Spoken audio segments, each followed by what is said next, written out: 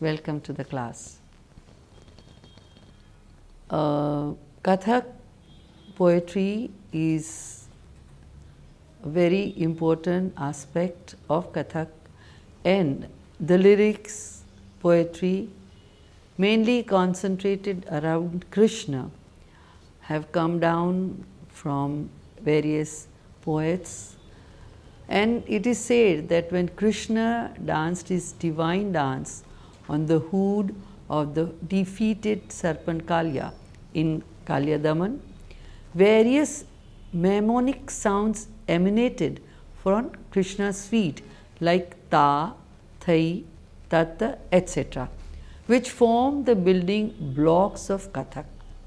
Krishna, as you know, is known as Natavar, and hence the sounds that came to be known as what? Natavari, of course. What is more, the Kathak dance mnemonics are intertwined into the text of the poetry of the Ashtachap Kavis. That these poets were deeply entrenched in the allied arts of dance and music is suggested by the fact that the Surdas employed as many as 36 different ragas and raginis, and one of the Surdas Pada, Nritya Karata Ughata Sangeeta Pada, the great glory of this age of bhakti poetry, which incidentally coincide with the Elizabethan age of English literature, and that is Tulsidas. Tulsidas and Surdas, between them, are held to have exhausted the possibilities of the poetic art. There was a time when the common men could not understand the Ramayana as it was written in Sanskrit. It was Tulsidas who simplified it by translating it into the language of the common people and made the divine epic accessible to all. Tulsidas is considered to be one of the greatest of Hindu saints of India. He is considered to be one of the most famous representatives of the Bhakti school of Hinduism.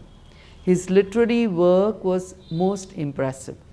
He was a Sanskrit scholar, yes, but he is known for his works in Awadhi, a dialect of Hindi. He was particularly known for his Tulsi Krut Ramayana. This is also known as, very popularly known, and you all know, is Ramcharitmanasa. The popular legend has it that he was helped in this process by none other than Hanumana, who not only advised him to write it, but to do it in the Chitrakoot. It is also believed in popular lore that Hanumana himself came to his aid each time Tulsidas faltered, because he wanted to tale of his master to be known even in this age, and so he supported its retelling in the language of the people. In 1976, the Kathak Kendra presented a ballet called Katha Raghunath Ki, choreographed by Pandit Birju Maharaj, that was based on the excerpts from Ramcharitmanas and other writings of Tulsidas. The song Thumak Chalata Ramachandra, I am sure that you all have heard and maybe danced to that, is one of the best known poems of Tulsidas. The Kathak queen Sitara Devi was well known for her rendering of the song that she continued even when she was in her 80s, and it was believed that by many that none could do it better than her. Sitara Devi's style of unabashed dancing gelled well with the Thumak-oriented dance of little Ramachandra. It remains as one of the most popular songs in the repertoire for young children and also senior dancers. But there was more to Tulsidas than a close association with Ramayana. In all, he composed 22 major literary works of his lifetime. He is also well known for his Hanuman Chalisa. Even the Hanuman Chalisa has become a subject for enactment by Kathak dancers, as was choreographed on the students of Shobhinaya Kala Kendra, drawing inspiration from Chandigarh based Jaipur Gharana dancer Shobha Kosar. Even Gaiye Ganapati Jagavandana is a Tulsidas composition. Many dancers like the Banaras Gharana duo Nalini and Kamalini use it as the refrain that they then enrich with the elaborate Ganesh Parans that are the highlight of Banaras and Jaipur Gharanas. Tulsidas wrote in a very poetic, lucid and expressive style while remaining scholarly, with subtle and enriching bhava infusing the padas. Devotion and reverence are the overriding rasas permeating his writings. Pune based Kathak dancer Sonali Chakravarti did an entire performance called Discovering Tulsidas through Kathak that took you through the highlights of the story, starting with the Ganesh Vandana and concluding with Rama Charana Sukhadai in Bhairavi.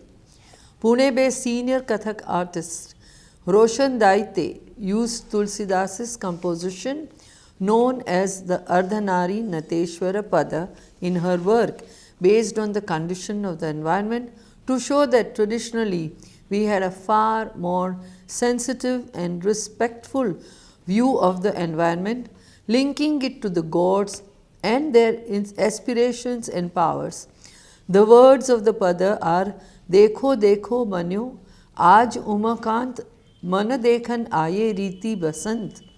Tulsidas died about 1623 in Assi Ghat in Varanasi. It be noted that the period of Middle Hindi begins with the reign of Akbar emperor, and it is not improbable that his sympathy with his Hindu subjects and the peace which he organization of the empire secured had an important effect on the great development of Hindi poetry, which now set in. Akbar's court was itself a center of poetical composition, and Sanskrit works were translated into Persian. The court musician Tansen is still renowned, and many verses composed by him in the emperor's name survive to this day.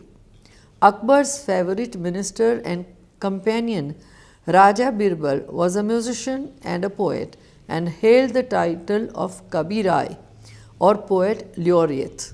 His verses and witty sayings are still popular in northern India. Other nobles of the courts were also poets, among them Khan Khanan Abdur Rahim, whose dohas and kavits are still esteemed, and Faizi, brother of analyst Abdul Fazl. By this time, the worship of Krishna as the lover of Radha, Radha Vallabha, had been systemized, with its chief habitation at Gokul near Mathura. It was here that the Vallabhacharya had lived and where lived his son Vitthal Nath, who succeeded him in the Pushti Marg. In 1530s, it is believed that Swami Haridas went to Vitthal Nath to seek permission for the enactment of Rasa Leela. Swami Haridas himself wrote poetry that seemed to be describing Kathak. Adbhuta Gati Upajat Ati Nrittat Doyu Mandala Kumvar Kishori Sakala Sugandha Anga Bhari Bhori Piya Nrittat Muskan Mukhamori Parirambhana Rasarori. Despite popular perception, the Rasa Leela is not just the enactment of Rasa, but also enactment of all the Leelas, Janam Leela, Kamsa Bandha Leela, Uddhav Leela and others, culminating in the Rasa Leela. For many years, Uma Sharma presents a Maharasa Leela at the Birla Mandir in Delhi on the occasion of Sarat Purnima. Uma Sharma's interest in the Rasa Leela grew when she began visiting Braj and met the renowned Rasadari Ladali Sharanji and Devki Nandanji. Inspired by them, she made a study of the poetry that is employed by them and the nritta pieces. This she incorporates in her dance separately. From collection of beautiful poetry found in the Rasalila tradition and the writings of other Braj poets, she has created special thematic presentations like Sri Ladhe. She also presents the art of the Rasadharis as part of the larger Maharasalila. Scholar Rekha Trigunayat wrote her doctoral thesis for Bhatakhande Sangeet Vidyalay on Vraj भाषा के कृष्ण भक्ति साहित्य में कथक नृत्य की ताल निकी शब्दावली का विवेचन. The character of Hindi literature during this period grew and flourished through its own original forces, founded by a popular and religious impulse comparable to that which nearly 1600 before had produced the doctrine and vernacular literature of Jainism and Buddhism and had cultivated largely by non-Brahmin authors. It was the legitimate descendant in spirit, as Hindi is in speech, of Prakrit literature. Entirely in verse, it adopted and elaborated Prakrit metrical forms and carried them to a high pitch of perfection. It employed a variety of languages, including an indefinable mixture of languages that was called Shuddha Kadi, reflecting the bowl of the mendicant that contained whatever he was offered in the day, all mixed up. It was a period of giving and taking, not just for new ideas, but lingual impulses, musical genres, and dance forms. Most of the poetry that was used for dance was Shagun poetry, and though Kabir and Nanak were popular, their poetry was not used then for dance. Subsequently, the inclusive nature of Kathak is such that in the 20th century, even Nirguna Bhakti poetry found use in Kathak. Kolkata based Ashim Bandhu Bhattacharya has used the poetry of Nanak as an invocation or abhinaya piece. Several dancers do use Nirgun poets for the invocation and to set the mood with the grandeur of abstract movements. Anurekha Ghosh, based in the United Kingdom and a disciple first of Pratap Pawar and then Nahid Siddiqui, is one of them.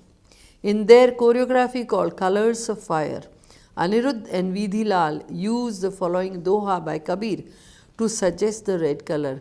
Lali mere lal ki, jite dekhun tit lal, lali dekhan main gayi, maine bhi ho gayi lal.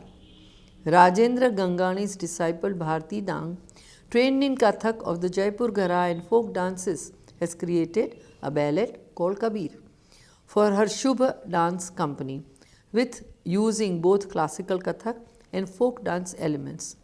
Kathak dancer and teacher Dr. Vidhi Nagar also created a ballet production, Kabir the Weaver, using the poetry of Kabir. For the Kabir festival in 2015, dancer Sanjukta Wagh explored the poetry of Kabir through Kathak in her piece Bhitar Bahar, as did Gopi Krishna's disciple Rajendra Chaturvedi, who along with his troupe performed the finale of the Kabir festival in Mumbai in 2011. One of Akbar's Navaratnas or 9 gems was Abdul Rahim Khan, a Khana famous for his dohas or two-line couplets. Abdul Rahim Khan, a Khana, was Prince Salim's tutor but did not support his rebellion against Akbar. After Akbar's death, he was stripped from his position in court and expelled from his kingdom. As Rahim was of spiritual bent of mind, he lived out his life with dignity. His well-known doha is Bada hua to kya hua, जैसे पेड़ खजूर, पांची को छाया नहीं, फल लागे अति दूर. Another one is Rahiman धागा प्रेम का, मत तोड़ो चिकताई, टूटे से फिर ना जुड़े, जुड़े घट पड़ी जाए. These dohas are too short to dance, too, but for a long time there has been a tradition in Kathak of using doha to start a composition or insert it at a critical point. This was something that was part of the way the Kathavachaks and the Tavaifs also handled their art. Bhakti poetry covered a wide range of styles and, at its best, expressed a rich variety of human feelings. Above all, it is genuinely popular. To this day, this poetry is carried about everywhere by wandering minstrels and have found their way to the hearts of the people. A period of artifice and reflection followed, when many works were composed dealing with the rules of poetry and analysis and appropriate language of the sentiment.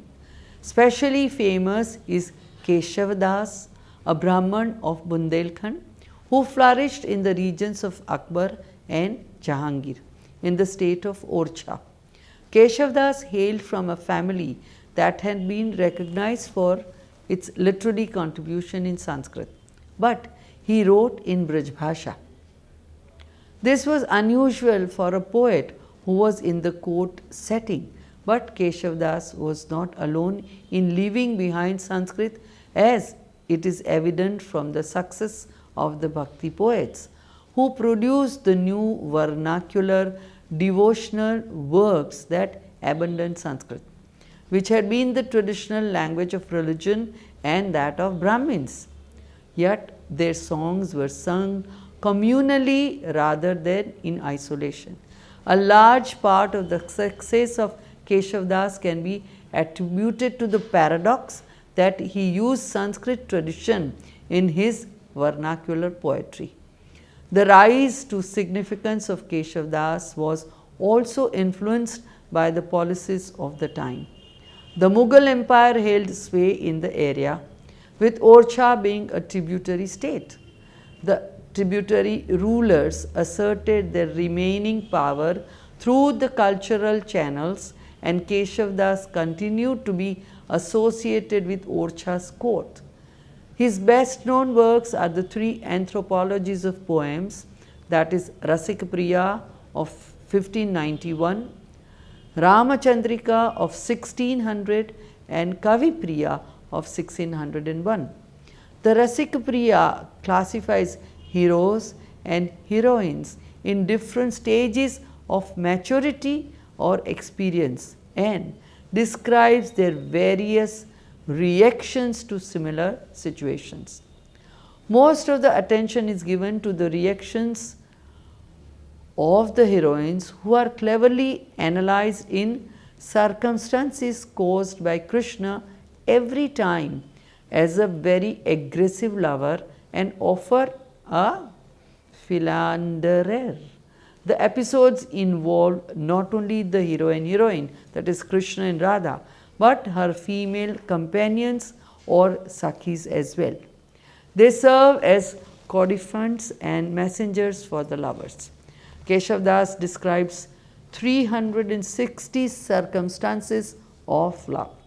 He composed the work to entertain his patron, the Raja of Orchha.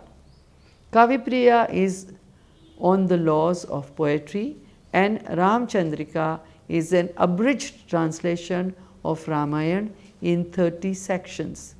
Rasik Priya has been danced by Kathak dancer Neera Batra in a beautifully conceived program. Keshav Das's poetry was pioneering work of the Ritikal Hindi literature when the erotic element became predominant. This era is called Riti, meaning procedure, because it was the age when poetic figures and theory were developed to the fullest, and poetry was a careful, crafted and mannered activity. But this emphasis on poetry theory greatly reduced the emotional aspects of poetry, the main characteristic of Bhakti movement, and the actual content of the poetry became less important. Although most Riti works were outwardly related to Krishna Bhakti, their emphasis had changed from total devotion to the Supreme Being to the Shringaric or erotic aspects of Krishna's life, like Leela, his pranks with the gopis, and the description of the physical beauty of both Radha and Krishna became prominent.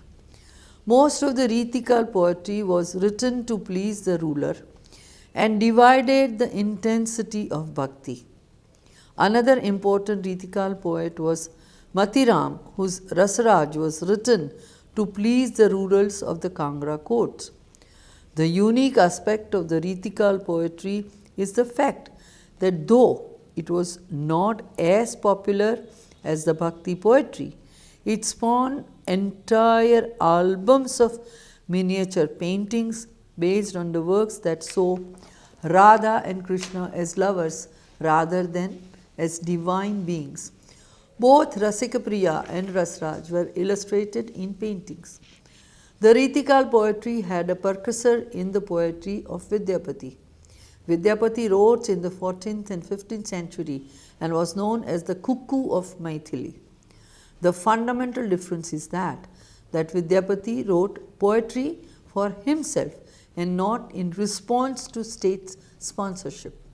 In his writings, Vidyapati carried forward the line of sensual Vaishnava love poetry like that of who?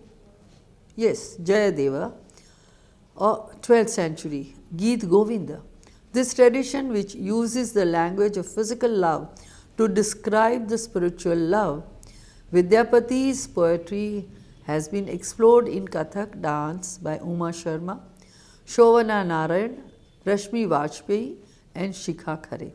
Shikha Khare composed her work on Vidyapati's poetry in 2013 on the occasion of a performance for the Maithili Bhojpuri Academy in Delhi.